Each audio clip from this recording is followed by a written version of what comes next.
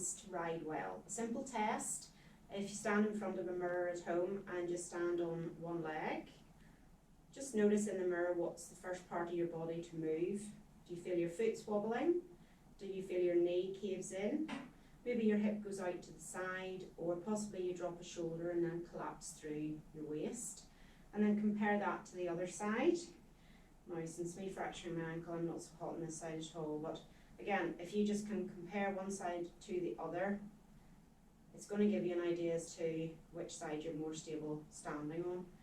So today we're just going to do a quick hip class. The hips are the largest joint in the body, and we're just going to run through 10 minutes of exercises just to improve your mobility and stability through the hip joint, and you can see how you feel after you've done that. Ideally, if you try and do maybe 10 minutes every day, or 3 sets of 15-20 minutes, whatever you can fit in. Okay, so we're going to start with a roll down.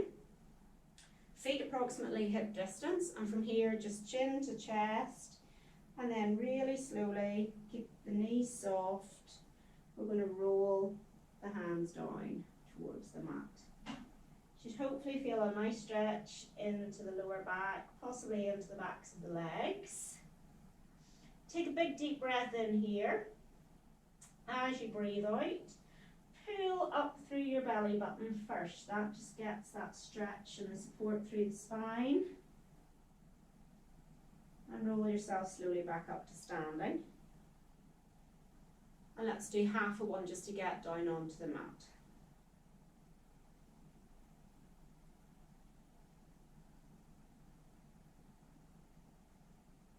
Bend the knees, and we're going to start on our back.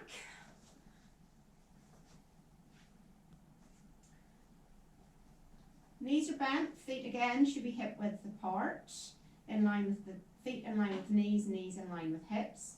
Find neutral then through the lower back. So to do that, I just want you to gently rock the pelvis forwards and backwards. Imagine there's a marble on your belly button. You're going to roll it towards your rib cage, and then you're going to roll it back down towards your pelvis. Take a minute just to see what that feels like. Does it feel a bit clunky, uncoordinated? Just do a few more if you need to here, just to really let the movement flow through the lower back, and then rest somewhere approximately halfway in between those two movements.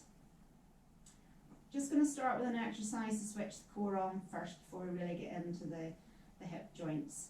So from this neutral position, just want to gently think about tensing through this tummy. So think about just dropping the belly button down towards the spine, and then we're going to take one leg out 45 degrees, so the thigh sits at 45, foot comes onto its edge, and back. Switch sides. So the pelvis shouldn't move here. We're just starting to switch on the core muscles just to keep the torso in exactly the same place, but just one leg at a time is moving. Other things that you can do just to make the exercise a wee bit more inclusive of other muscles is gently press down into the toe, big toe of the non-moving leg as the other leg moves out to the side. That starts to get you to engage more into the inner thighs. Think about torches on the front of your hips, pointing straight up towards the ceiling. They're not going to move. And again, things you can notice are how much does the pelvis move depending on which leg is moving. Because if the pelvis moves with the leg, if you think about when you apply a leg aid, the pelvis is going to move with your leg aid, which is going to tell the horse probably to do something completely different. Okay, after about 10 or so of those, come back to our neutral position again. So we're going to start with our one foot elevated off the mat, so we're in what we call single tabletop. We're going to extend that leg out on a diagonal line and slowly lower it back down to the floor. Pull the foot back into that starting position again. Stay with the same leg, so again into single tabletop. Extend the leg out and lower. Slowly lower. The slower you go, the harder the exercise will be. Again, tummy is engaged, pelvis is stable. And what we're doing here is we're working the hip flexors, which sit at the front of the hips. So they shorten, they lengthen, and then they have to control the leg as they lengthen back down again. Why is this important for us? So the lengthening of the muscle is what it does when it helps you to decelerate your movement patterns when you ride. And it's important that these muscles are strong when they lengthen, because effectively they're just catching you when you move out of position. So lengthening and strengthening these hip flexors is really important for the likes of your sitting, trot and canter. So once we've done about 10 with one leg, which I'm going to guess is approximately now, last one on this side, we're going to switch on to the other side. So again, find neutral through that lower back. Single tabletop. We're going to reach out and lower down. Nothing should change through the rest of the body. Pelvis is still, spine is in neutral. And now you might feel like you've got better control over one leg compared to the other, which is absolutely fine, just be aware of it. But if you do feel like you've got better control of your body, depending on which leg is moving, do a few more with the less stable side. And that way you're hopefully then just starting to work into your own imbalances.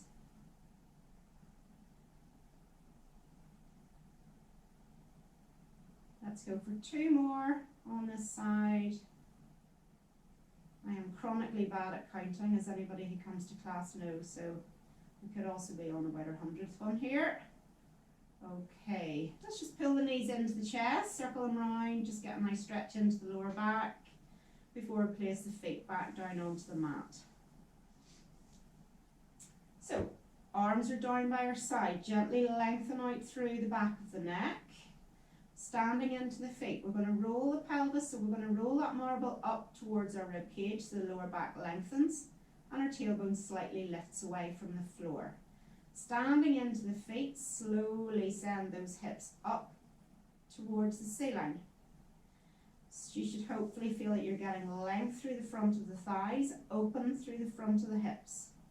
Breath in, and then as we breathe out, starting from the top of the spine, so the ribs drop away from the chin first, one vertebrae at a time. We're coming back down to the mat.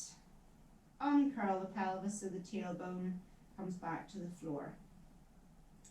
And again, we'll just do 5 of these just for the class, but if you're ever going to do one exercise in Pilates, this has to be my favourite one for riders. Strengthens the back of your body, works your core. You get length into the front of the legs, openness through the hips. So certainly if you're a dressage rider, it's really important for keeping your thighs nice and long, keeping your feet in the stirrups. Other things to think about is the weight evenly distributed down into each foot. You're not pressing off one foot more than the other, because you could be doing that in the stirrups. Or your hips level on the way up and on the way down. Quite often we lead with the hip, which means that our pelvis is slightly rotated. If we do it in this exercise, we are more than likely we're doing it in the saddle as well. We want to think about just keeping a straight line, spine is straight, so the knees, hips, shoulders are all in a straight line. Good, once the hips are down, let's gently hold the back of one thigh, bend and straighten that leg to the ceiling a few times just to release the hamstrings.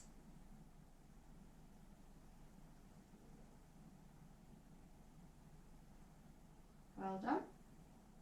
And then just switch it over to the other side. So watch the first couple just to begin with, don't force it if you are, tighten your hamstrings.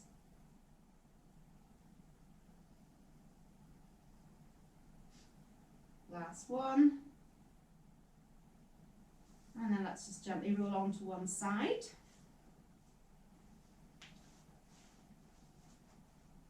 So we're going to work on our hip strength and our hip mobility in the side position.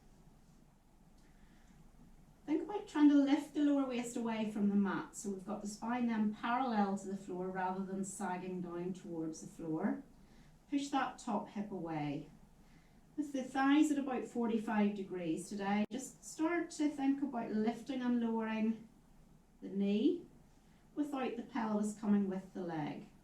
So again, it's an independent leg or an isolated leg movement without any changes happening through torso and pelvis. So we should hopefully start to feel like the outside of this top hip is working. And these are the muscles that help keep us more central in the saddle. And that's probably about 10 now. So we're going to add in another movement. So this movement is externally rotating the hip.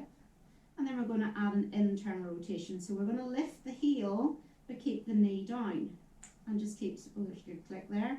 So switch, heel, knee. And what we're really working on here is the mobility through the hip joint, that we want to be able to have one direction and then the other direction. Quite a lot of the time we'll find that one hip moves better one way compared to the other. Why do we need the movement? Well, for the internal rotation helps the dressage riders keep their thigh, inner thigh, on the saddle when they bring their leg back to use a leg aid for, say, lateral work or canter. And then a lot of the jumpers would tend to sit maybe a bit more with the knees out a bit. But just really training the hip joint to keep as much movement through it as possible is just really good for its shock absorption. And again, that's probably about 10. Let's roll onto our tummy before we change on to the other side. Just place your head on top of your hands. Feet can be a wee bit wider if that's more comfortable for your lower back. Anybody with lower back issues, just don't have your legs completely together. Just have them a wee bit separated. Rest the head down. So from here, all we're going to do is keeping the legs straight, alternately lift and lower. You want to feel like you're really getting length through the front of this hip joint again. Trying to squeeze into the glute and the back of the thigh to lift the leg away from the mat.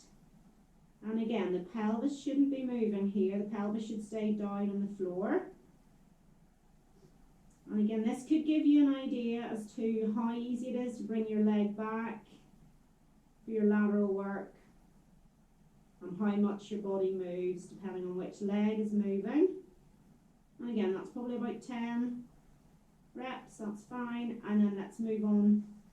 Quick stretch through the lower back, push back into child's pose. So the hips go back over the heels.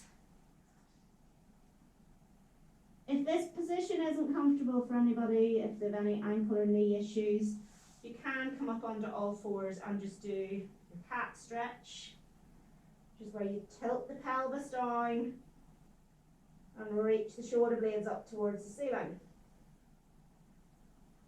And let's come on to the other side.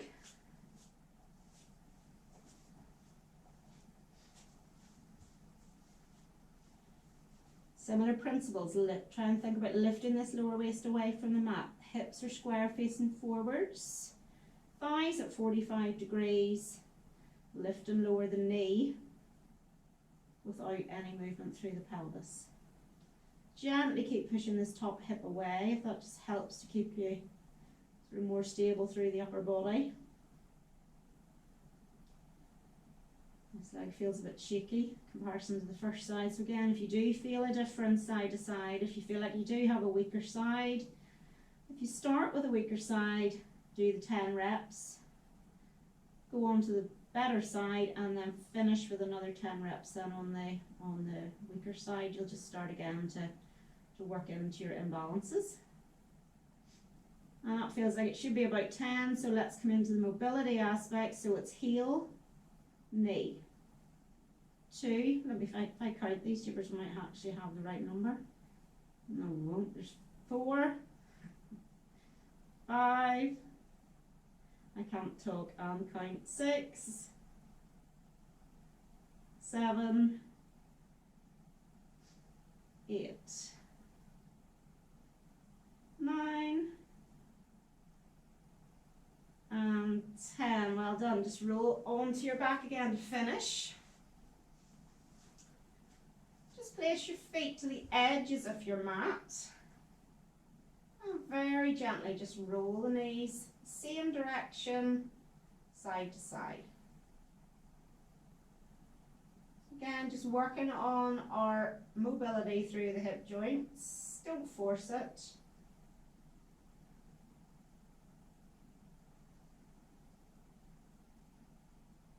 Last one. And let's come into a couple of final stretches. So, feet back down into center. Let's place one ankle on the front of the opposite knee. So we're going to stretch the glutes that are out to the side of the hip. This may be enough of a stretch for you, which is absolutely fine. If you don't feel anything in this position, you can lift the standing foot away from the mat.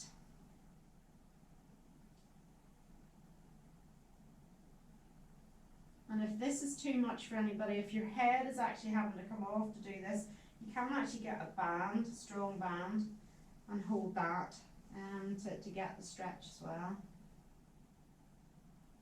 I feel like I'm relatively tight today, so I should hopefully feel a stretch on the knee that's out to the side, that leg, so you should feel it into that hip joint here.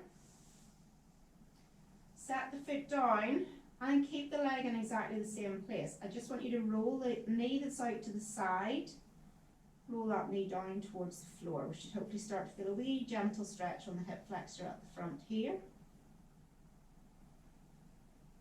And just stay here for 15-20 seconds.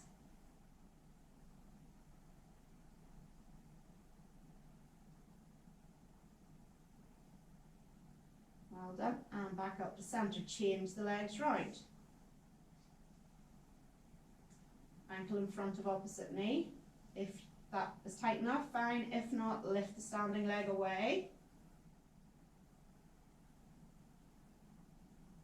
Again, for the video today, I'm only going to do it for say 15 seconds, but actually if you do it for more like 30 at home, you'll be it'll feel like a better stretch for you. And there's no harm in going back and repeating it again side to side either, if you do feel like you are very tight.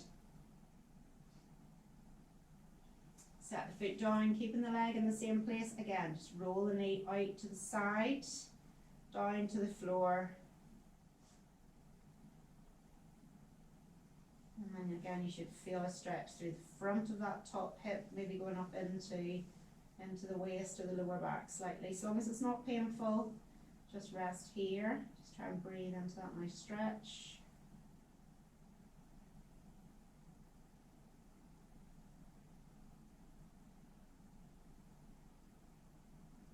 And again, hold it for about 20 seconds, then bring the leg back to center. Gently hug those knees in for a second or two, circle them around. Just get again a bit of movement into that lower back.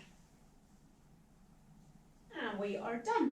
I hope you enjoyed that short class, which is an example of the exercises that we would do on our Wednesday night improver class.